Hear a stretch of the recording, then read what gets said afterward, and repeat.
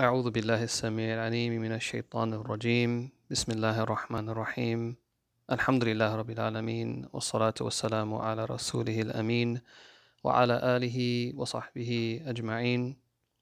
Assalamu alaikum wa rahmatullahi wa barakatuh, dear brothers and sisters, and welcome to the Stories of the Al-Hijjah series. In today's episode, we will talk about someone who, in a word, is illustrious. Mentioned more than 60 times in the Quran, he is described by Allah بعد أعوذ بالله من الشيطان الرجيم كان أمة, as being an ummah, قانتا لله, as being devoutly obedient to Allah, حنيفا, as being inclined towards truth, sincere in devotion, a worshipper based upon knowledge, ولم يكن من المشركين, as not having ever associated any partner with Allah, شاكرا لأنعمه, as being grateful for Allah's favors, اجتباه, as being chosen by Allah, وهداه إلى صراط مستقيم, as being guided to the straight path, وآتيناه في الدنيا حسنة, as having a lot of goodness granted to him in this world, وإنه في الآخرة لمن الصالحين, as being distinguished as one of the most righteous servants in the hereafter. واتخذ الله إبراهيم خليلا, he is the one whom Allah chose as his close friend, Prophet Ibrahim (AS), the man whom even Prophet Muhammad (SAW) physically resembled. And what better a story to highlight in these blessed days of Dhul Hijjah than the story of our father and Prophet. Prophet Ibrahim's story is one that is all-encompassing. To know his story is to know the stories of our mother Sarah, our mother Hajar, Prophet Ismail, Prophet Ishaq alayhimus salam, the Kaaba, and Hajj and Umrah. To know his story is also to know the story of mankind as we know it. Who doesn't trace a connection back to Prophet Ibrahim (AS), upon him be the peace and blessings of Allah? But do we know the truth of his story? From the bits and pieces we know, how do we tie them all together and understand the full picture in order to draw complete benefit? If we look at the full picture, we will gain a greater appreciation of our deen of Islam, of our collective heritage, and most importantly, life and its purpose and challenges. So let's begin. Over the past several days, you have listened to the stories of all the important figures and places associated with Prophet Ibrahim. Now, as you listen to the epilogue of this series, reflect on what you have learned and tie the pieces together so that our illustrious history can be fully appreciated. Prophet Ibrahim (AS) lived in an era that was approximately 10 generations after Prophet Nuh (AS), which spanned a time period of approximately 3,240 years. Born into a pagan society in the land of Babylon, or Ur, located in the southeast of Iraq. All people at that time worshipped celestial bodies, idols, as well as a tyrant king by the name of Namrud. Therefore, there were none who worshipped Allah. Namrud was the ruler of a flourishing industrial and business-oriented empire and has been mentioned by the scholar Mujahid rahimahullah as being one of the 4 ancient rulers of great kingdoms, alongside Nebuchadnezzar, Dhul-Qarnayn, and Prophet Sulaiman (as). Throughout his life, Prophet Ibrahim moved with his family members between the lands of what we now consider modern-day Iraq, Turkey, Syria, Palestine, Mecca, and Egypt. When he was born, the tyrant king Namrud had ordered that any boy that was born among the people be killed due to the appearance of a star, which had been interpreted by the magicians and astrologers of his kingdom to indicate the birth of one who would destroy Namrud and his rule. For this reason, Prophet Ibrahim's father, Tara or Azar, hid his pregnant wife in a cave for fear of disorder. During these early years, he grew quickly and his intellect developed in a way that was blessed and uncommon among children. After about 7 or 10 years, he and his family returned to living with the people of Ur. It was during this time that Prophet Ibrahim began to ponder upon the relationship between the worshipper and the worshipped, and to wonder why his family and his people blindly worshipped that which did not make any sense. He began by questioning the stars, the moon, and the sun. When he realized these were not gods due to their inability to always be present and their unresponsiveness, due to them being directed and controlled by a higher power, he disassociated worship to them. He then turned his attention to the many idols that his father manufactured and called to the worship of as a priest of their religion. Just as he did before, he began questioning these idols. He asked them, "Why do you not eat the food that is left for you? Why do you not speak when you are spoken to?" After much thought and deduction, he was guided by Allah to be a prophet and made the decision to plainly show his people the error of their ways. And what a decision! One that would become a narration etched in our history and stand the test of time as a story taught and remembered by all of creation. First, he called out to his parents. He lovingly said to his father, "Ya abati, my dearest, beloved, and respected father, why do you worship that which cannot hear you, see you, benefit you, or harm you?" His father responded to him with harshness and rejected his da'wah. Despite the difficulty of doing so, he reached out to his family before anyone else. He then devised a plan to show just how foolish idol worship was to his townsfolk. On the eve of a yearly festival wherein the people would go out of town, Prophet Ibrahim stated to his father that he was sick, and in parentheses here, he was sick of idol worship, as he looked to the stars. He remained behind while everyone else proceeded. After the departure of the people, he secretly approached the place where the idols were and began breaking them one by one, all except for the largest of the idols, upon which he left his axe hanging, in the hopes that the people would see clearly what had happened. When the people returned from their festival, they were shocked by what lay before them. One of them mentioned how they had heard Prophet Ibrahim AS saying to himself that he would outwit them and their idols. When they confronted him in a public assembly in order for all people to witness the punishment for such behavior, he took the next step in his brilliant plan: da'wah to his entire town. The leaders of the town proceeded to ask him if he had in fact destroyed their idols. He simply drew their attention to the largest idol by pointing out how the axe was in its possession and said they should ask the idol, if it can speak, that is. They were embarrassed at their inner realization that the idols they worshipped were powerless and therefore not divine.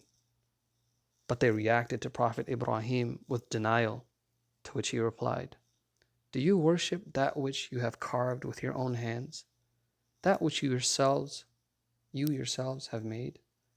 Shouldn't it be the other way around if that's the case? Aren't you both creations after all? Therefore, shouldn't you worship the Creator?" After their shock, followed by their denial, the anger and rage of the people, with the priesthood of Prophet Ibrahim's father at their lead, directed them to make the decision to burn him in a massive bonfire the size of a small village. Can you imagine how he must have felt, being rejected and punished by his own father and people? How his loving mother must have felt seeing her child being persecuted before her very own eyes? The people gathered so much wood and oil that it took many days to compile. When the fire was finally lit, It has been mentioned by the scholars that the sparks of the fire seemed to be touching the sky.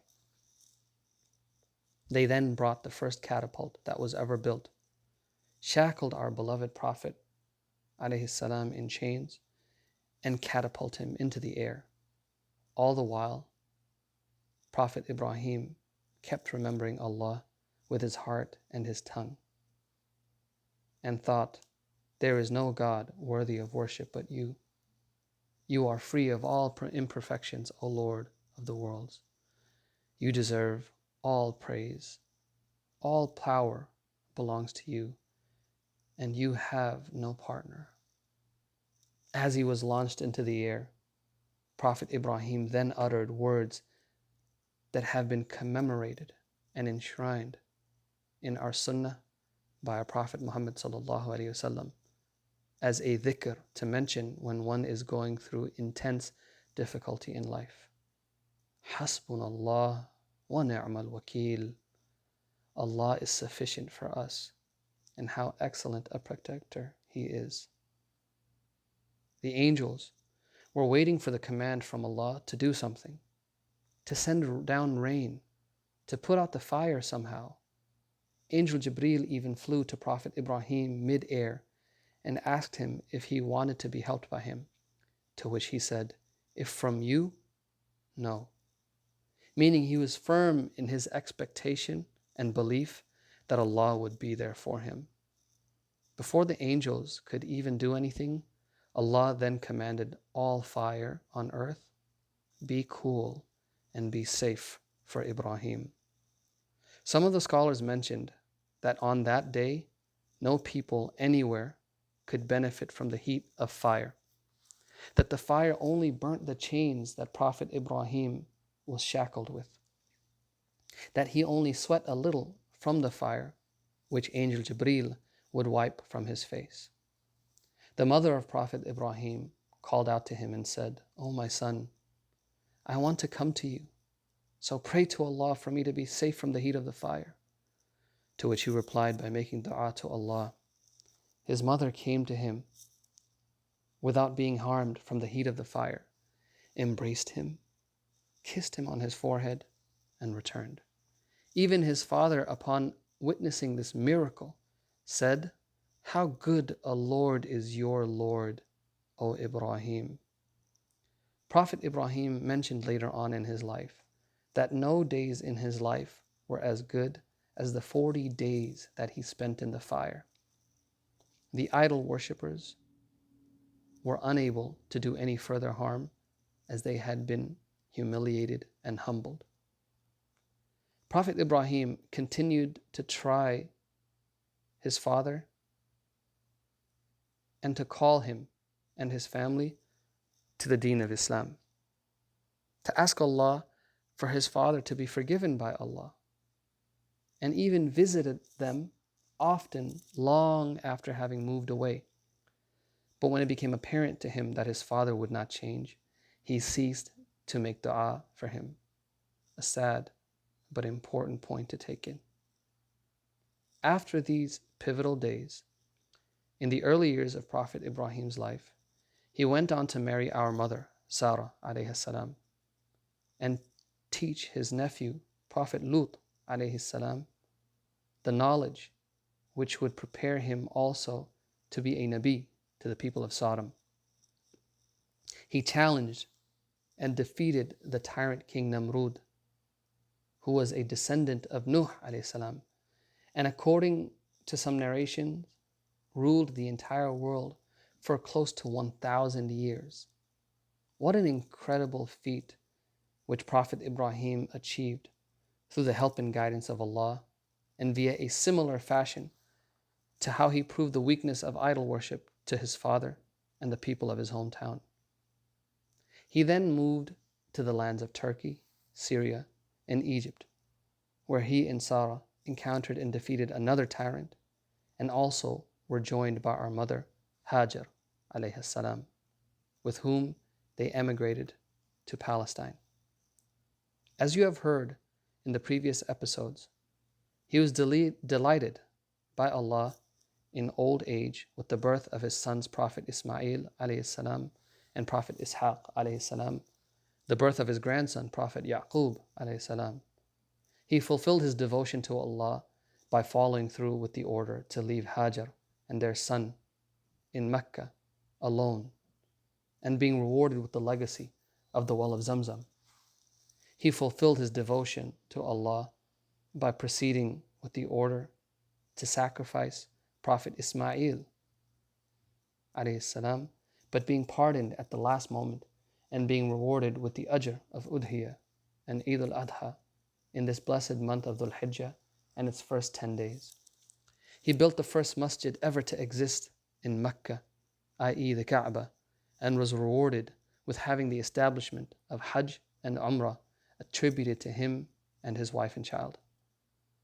His grandson, Prophet Yaqub, built Masjid Al-Aqsa in Jerusalem, which added to his legacy.